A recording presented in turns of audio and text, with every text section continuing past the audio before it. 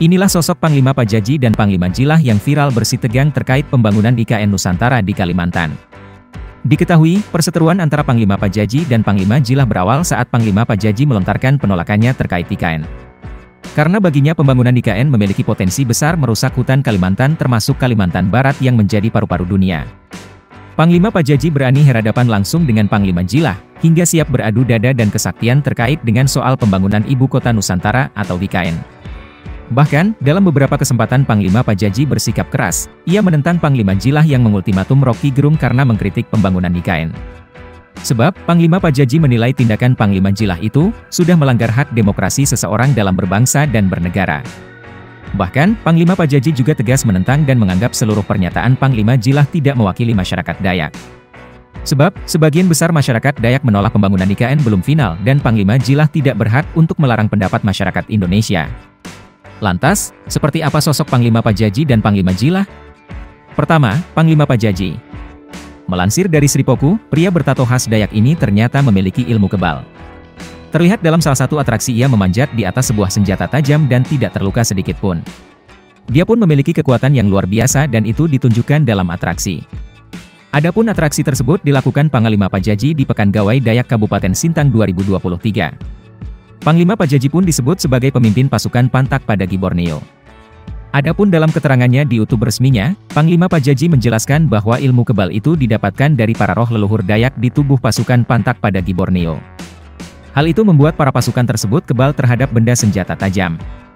Panglima Pajaji pun sosok yang cukup komitmen dalam menjaga adat dan tradisi Dayak di Kalimantan. Menurutnya, kalau bukan orang Dayak tidak ada lagi yang mau menjaga tradisi tersebut. Dia menyatakan selama ini masyarakat Dayak kerap ditindas. Maka perlu menjaga dan melestarikannya.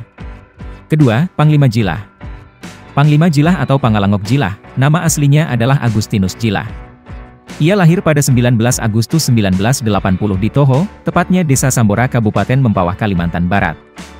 Panglima Jilah adalah cucu dari seorang panglima yang sangat terpandang pada zaman kerajaan. Maka tidak heran Panglima Jilah sangat disegani sekaligus dikagumi khususnya di Pulau Kalimantan. Ia berdiri di barisan terdepan untuk memperjuangkan hak masyarakat yang terancam dirampas pihak lain. Hingga Panglima Jilah pun dijadikan simbol perjuangan masyarakat dalam mencari keadilan di tanah leluhurnya. Ia menguasai seni bela diri tradisional Dayak dan memiliki kesaktian ilmu kebal. Tubuhnya dibalut dengan tato khas Dayak hingga penampilan Panglima Jilah selalu menarik perhatian. Namun di balik itu semua, Panglima Jilah melalui masa lalu yang penuh liku dan bisa dikatakan sangat miris. Pada masa kecilnya, Panglima Jilah memiliki kelainan dari teman-temannya kala itu. Konon katanya lidahnya sering keluar, perut buncit dan keterbatasan dalam bicara alias gagap. Namun dengan kegigihan yang dimiliki seperti halnya spirit para leluhur, perlahan Panglima Jilah mampu mengatasi semuanya hingga normal.